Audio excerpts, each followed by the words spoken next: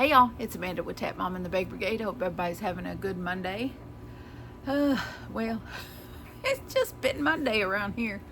I didn't get as much done as I had planned to get done, mainly because I slept till 1 o'clock almost. Yeah, I had a late start to the day. I guess I needed sleep. I don't know. But, well, when your head and your stomach both attack you in the same week, it takes a lot of energy out of you. But yeah, I got up late, but I did get some stuff accomplished.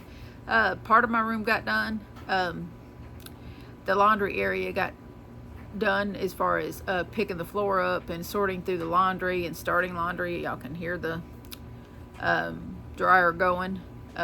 Will's jeans always seem to take so long to dry, so that's his jeans on another run, and then I'll do the rest. But I got I got a whole bunch of blankets that I think I'm gonna take to a laundromat next week and wash them in one of their big washers, so I can wash them all at once, or at least in a couple of really big washers. Some of those washers without the agitator in the middle, because my washer's an older washer and it has the agitator in the middle, and so I don't like to put big heavy blankets in there because I can't afford my washer to go down. So I'm going to take those big heavy blankets to a laundromat and wash them there, because I have a whole bunch of them, and I had an empty plastic tote and I just piled a bunch of blankets in there.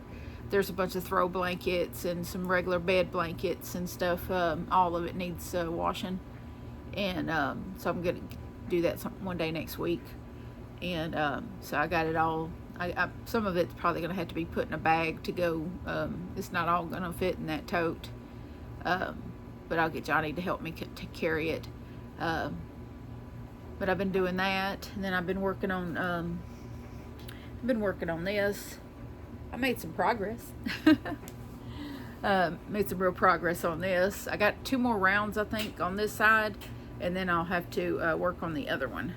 Because I took this and laid it against a sweatshirt that I have that's the size of the lady that I'm making this for. And I think, based on, and this is for Charlene, one of my dear sweet subscriber friends.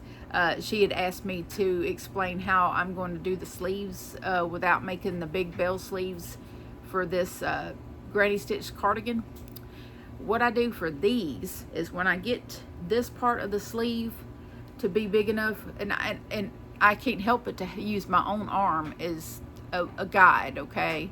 So I do use my own arm as a guide on how big to make this, the opening for the sleeve. Plus I use a sweatshirt or a t-shirt the same size as the person that I'm making it for, and that's what I did this time, because I didn't trust my size, even though I'm a similar of size to her. But I have a sweatshirt here because she says she's between a 1 and a 2X, and so am I. So I just got this smaller sized 2X sweatshirt, and I laid it out on my bed, and then I laid this over it, and I could judge by the sleeve width that I need to go at least 1, if not 2 more rounds. And so once I get the sleeve, this part of the sleeve wide enough, then I will snip my yarn and seam up the sleeve, and then I'll do rounds on this part. I'll attach my yarn here, and I'll go here and around, and then back up here until I get it the width and the length that I need it to be. And then I'll do the seaming up and the trim work, and then I'll go back to the sleeve and finish the sleeve. I'll do whatever rounds I need to do in the granny stitch to get the rest of the length I need, and then I'll do some single crochets. I'll do like 1 row of single crochets to get me started, and then I'll do like how many ever single crochet decreases I need to do to get it to a decent cuff size. And then I'll do some finishing cuff stitches, probably half doubles is usually what I go for. That's what works best for me, and it looks really nice on the last 2 cardigans I did. It looked, you know, I'll be doing something like those cuffs. But I do, you know, I do those decreases and get it to a, you know, a wrist size deal, and then I'll put the actual finishing cuff look on it. So, but it won't, this is not what will be at her wrist. This is just the beginning width of the arm itself. I will actually have this all narrowed down by the time it gets to her wrist, you know, where her wrist will be. So, but this is just, I'm thinking 1 more round, because she is, you know, that in-between size, but this was just about wide enough. I'm thinking 1 more round, and that'll bring us to 17 rounds on this, because when I counted it was 16 rounds. And so I'm thinking 1 more round, and then I'm going to seam up these shoulders and then do my rows down and around and back up until I get it the rest of the way. So yeah, but I'm probably going to do the extra round here, and then I will go and start the other half and work the 17 rows on it, and then back and forth until I get both sides ready to go, and then do the seaming up, and then my finishing trim work. So we are well on our way, but I'm thinking, you know, I'm working it out in my head as I'm talking to y'all. That's what I'm doing. I'm working it out in my head as I'm talking to y'all. But that's how we do a lot of things, isn't it? But excuse me. Thirsty work. I stirred up a bunch of dust in the laundry area. There's been this little sound that's been coming from the laundry area. So that's another reason why I wanted everything picked up out of the floor, and you know, where everything could be cleared out at a moment's notice in case there's something that's fixing to go. Because I've been hearing this weird little squeak kind of noise, you know, this weird little squeaking noise.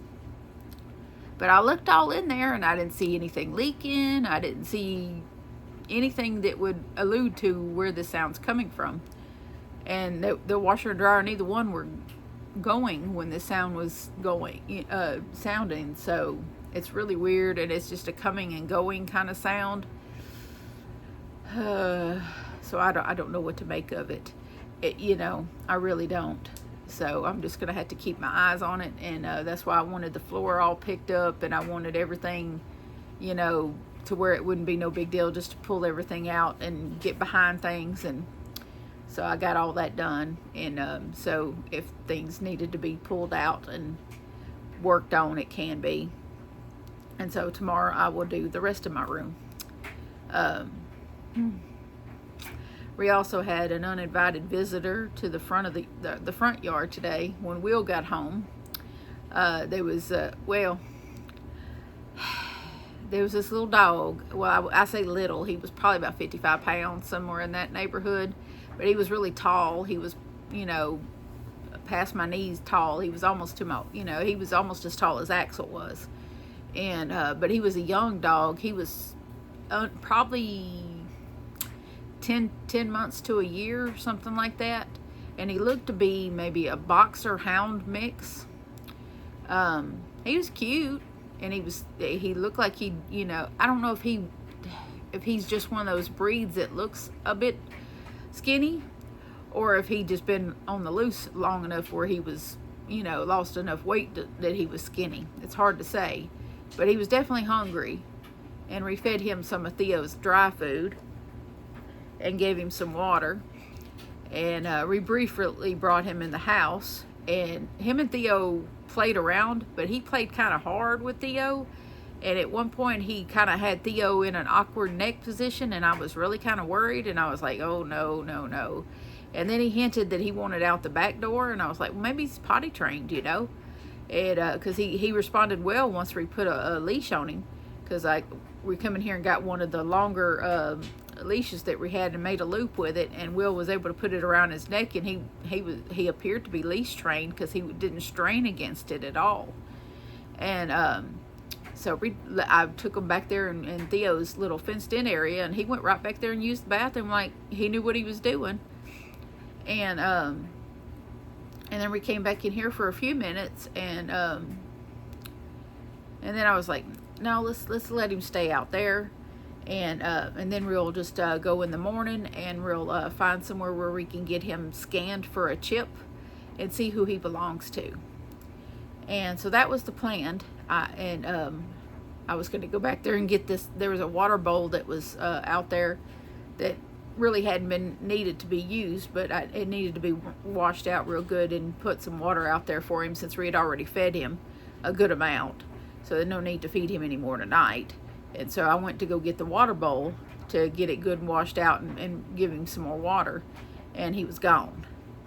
And since he was young and long-legged, I assumed that there was a little corner of the fence back there that was not entirely closed in.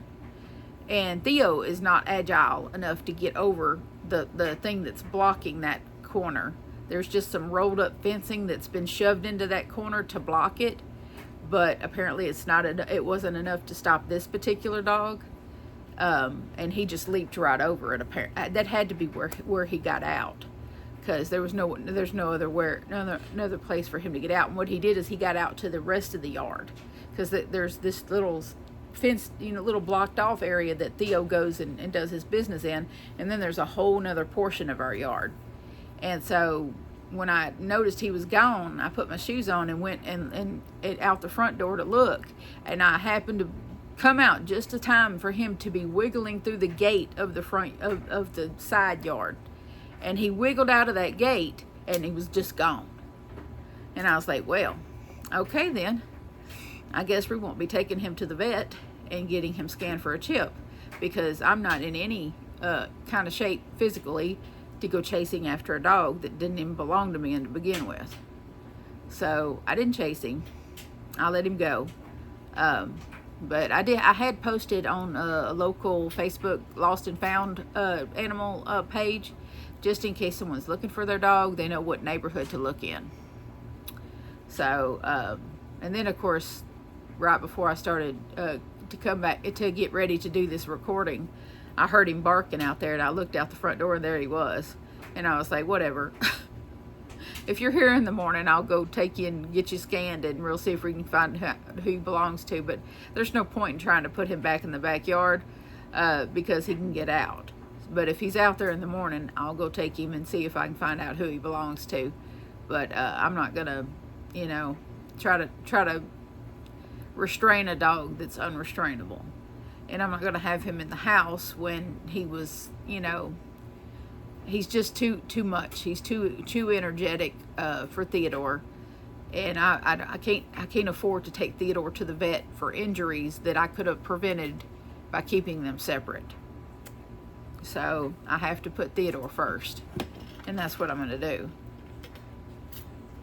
As much as I want to save that dog and get him in a better situation, his better situation is not in my house.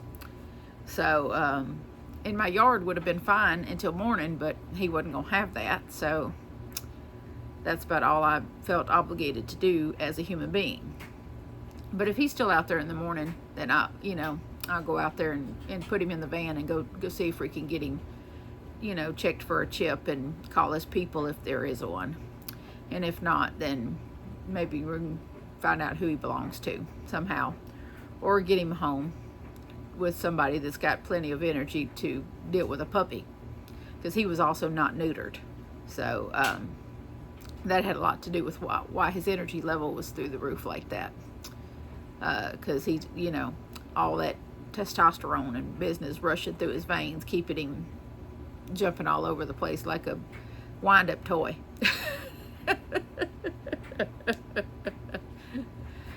But that's about all we've been dealing with today. My stomach was on the fritz. My appetite was not there much today. But I have lost 6 of the 10 pounds that I had gained back. So there's that. I stepped on the scale, and it showed that I had lost 6 of the 10 pounds that I'd gained back. So I'm thrilled about that. Even if my stomach decided to be on the fritz, my appetite just hadn't been great today. I'm not sure why. I don't know. It just is that way sometimes. I'll be fine. You know, if that means I lost a little weight because I wasn't feeding my face, then so be it. I'm not mad. I'm not mad. I did have a nice long conversation with my sweetheart, and he made me laugh, and we talked about a little bit of everything as usual. Our conversations range from all different sorts of subjects, and we learn a little bit more about each other with every conversation we have, and that is nice. It's very nice. Probably going to go see him again in the next day or two. I got to have my weekly dose, you know what I mean? Definitely go out there and visit with him, and crochet and watch TV again if that's what we want to do, or sit on the back porch and watch the birds if that's what we want to do.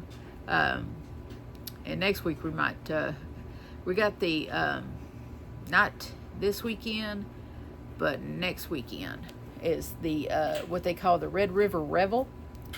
It starts, I think, on the 28th of September and runs until October 6th, if I'm not mistaken. They have like art, some art stuff, all different types of art, painting, sculpture, pottery, all different sorts of art, and I love all that stuff. And I haven't been to a revel in ages, and so I think I'm gonna see if John wants to go do that. That might be something I do on my actual birthday, since they're doing that on, it will be open on my birthday, and if you go before 5 o'clock, then you can get in for free.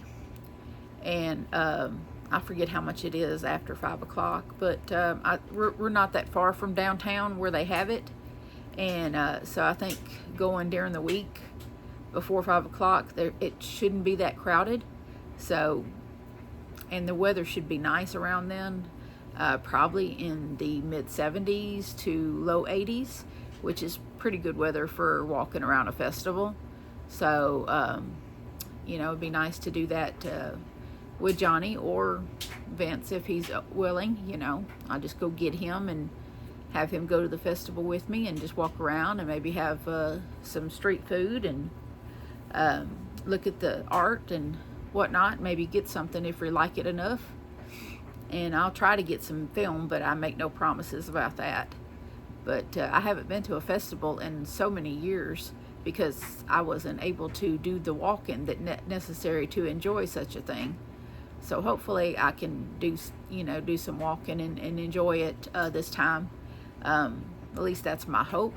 That's something I really want to go do. I make no delusions that something could get in the way of me not be able to go at all. But I do want to go to the Revel.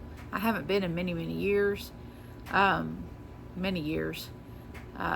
trying to remember the last time I went. It's been a long time. So I really want to go and look at all the art. They have live music, of course, and I love live music of all kinds. Not much into country music, but they have a lot of blues type music and some pop music and just a lot in rock music, all kinds of stuff. And Zydeco, what they call it's Cajun adjacent, but it's called Zydeco, and so they usually have some of that there, and that's very lively and enjoyable music to listen to, and so yeah, I want to go listen to the music, look at the art, and just maybe have some food and enjoy myself. So that's something I hope to get to go do during the week before 5 o'clock, before the crowds set in. And I think it'll be nice to do that, during the day. And the parking would probably be easier too during the day. It'd be cheaper is what I'm looking at, doing it cheaper. But that's about all I got for y'all today. I just figured I'd come on and do a regular little vlog and tell you what I was up to today, and hopefully tomorrow I'll get more done in here and have more yarn content for y'all. But I'm making progress on this cardigan. At least there's that, and I did get some decent crochet time in and on that, and hopefully I can get it done and get it to her before too long and on to the next. But I love y'all. I hope y'all are having a good evening. And please remember that I love you and so does Jesus. And please adopt, don't shop. Your best friend could be waiting for you at the shelter or the rescue, or even wandering your neighborhood. Take care, and I'll see y'all tomorrow. Bye.